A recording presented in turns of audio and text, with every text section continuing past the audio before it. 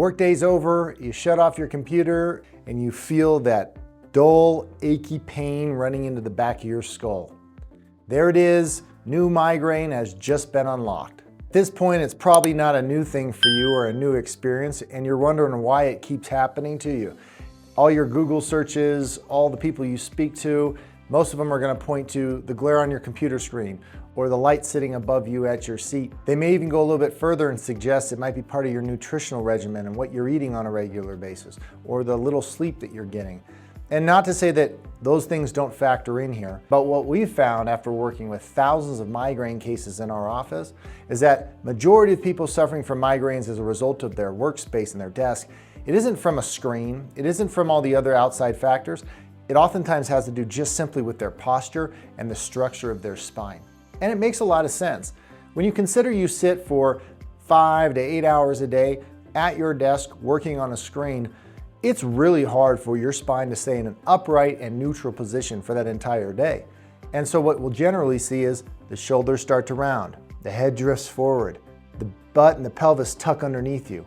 And by the end of the day, you look like a shrimp. And it doesn't matter how strong you believe your core to be, the human body really was never designed to be sitting in a static position like that for longer than, say, 20 to 30 minutes.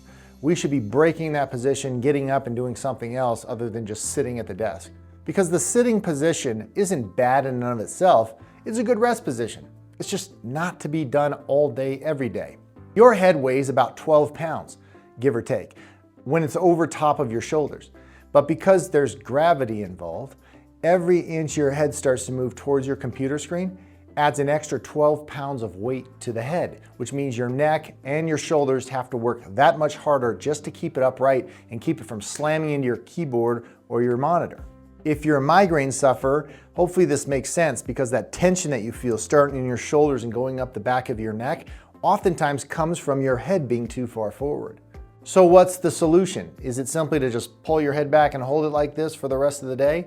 That'd be awesome, but let's be honest, it's really hard to pull that off for 2 minutes, let alone 5, 6, 7, 8 hours. No, the real answer lies in some simple ergonomic changes that you can implement to reduce the strain and the stress that your head is placing on all the muscles running up to the back of your skull and neck. Those muscles that start to tighten down when you feel them along the back of your skull, those are called your suboccipital muscles. And as they tighten down, they can limit and reduce blood flow up into the brain.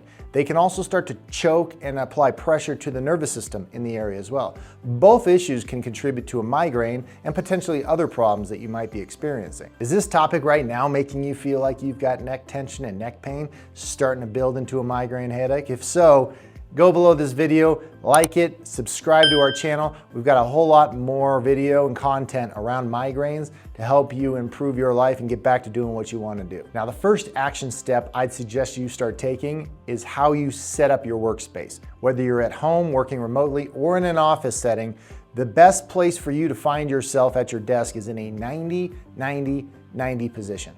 What that means is your knees are at 90 degrees. They make a right angle. If your seat is too high up in the air, that makes it impossible for your knees to remain at a 90-degree angle, then I would suggest getting something to put under your feet, whether it's a book or trash can or something else, to bring your knees to an even 90-degree angle. The next step is your hips. When you first sit into your seat, wedge your hips as far back into the corner of the seat as you possibly can. That will allow for some support and keep your spine and your hips upright, while also making sure your hips maintain a 90-degree angle. And lastly, make sure your elbows rest while your fingers are typing on the keyboard or using the mouse. Make sure your elbows are resting at a 90-degree angle. They shouldn't be elevated and they shouldn't be too far down. If they are, that can create stress and pressure, not just on the elbows, but mainly on your shoulders and all the muscles that are surrounding them. What's interesting about a migraine sufferer is the muscles and the structure that is your shoulders, that also correlates strongly with your neck. They're intimately related, and if you affect the shoulder, you're probably going to impact your neck and vice versa. So if you want to keep the neck, the migraines down, make sure your shoulders and your elbows are in a healthy spot. Keep those elbows at 90 degrees. Action step number 2, fix your crane neck. Don't allow your head to look down at the monitor or your screen. If you're working from a laptop, you're gonna have to make some adjustments. If you're working from a desktop, it's likely gonna be easier. The top third of your monitor should be right around your eye level. So you can gently, by just moving your eyeball, look down at the screen. If you're moving your head like I just did, that's a problem. You should be able to keep your head level and just look down with your eyeballs to see what's going on with your screen. That prevents any kind of wear and tear in your neck. Even just a small amount of head movement, if you're consistently doing this over a 7-8 hour window and then multiplying it day in and day out, is gonna cause strain on your spine, the muscles around it, and contribute to these migraines. The next step is making sure that it's not too high, because it'll be the same problem if it is. If that monitor screen is up too high, you're looking up like this, it's gonna create more of the same problems. Problems with your spine, problems with the neck musculature. So try to keep that top third of your screen right at eye level. Now, if you're working from a laptop, like I said, you're gonna have to make some changes. You're either gonna need an alternative keyboard or something that you can plug in to work on there, or you're gonna need a screen that's a monitor on its own. It's outside of your laptop, because it's impossible for you to have a laptop screen, which isn't that large, and a keyboard. You're either going to have the screen at your eye level and the keyboard way up here, so your elbows and your shoulders are gonna have to rise, which isn't good as we already explained. Or you'll have your elbows in a 90-degree angle, but your screen is gonna be down. Again, usually most laptop screens don't just kick up about 30 to 40 inches up so you're meeting it at eye level. You're gonna have to strain and create that crane neck we just talked about. So get a monitor that you can plug in and put it at eye level, or get a keyboard, laptop up, and bring an alternative keyboard down below it that you can use there as well. Now here's the final piece I think you need to understand. Even when you've got an ideal setup, you've taken time to position yourself properly in your chair, you're still seated, you're still static for a long period of the day, and that's a problem. As I mentioned before, your spine, your body, really wasn't designed to be sitting or static for more than 20 or 30 minutes at a time. So we need to be breaking up that position regularly. And it isn't enough for you to just get up out of your seat and go to the bathroom, especially when you're dealing with something like migraine headaches. My suggestion is to make sure you're moving your spine specifically. For our practice, when someone complains of this or tells me about neck tension, tightness that they're experiencing while working, my first suggestion is to make sure they're doing the basic ranges of motion in their neck every 20 to 30 minutes.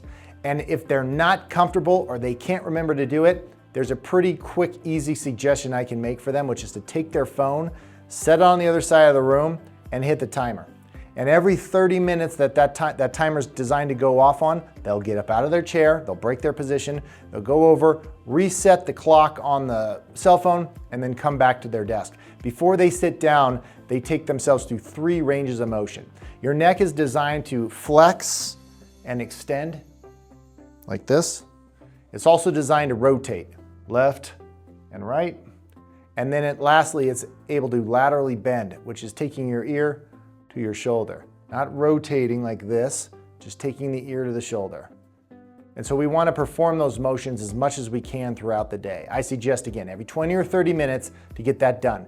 If the cell phone seems too annoying for you, fine, don't do it, but just make sure you're getting it done.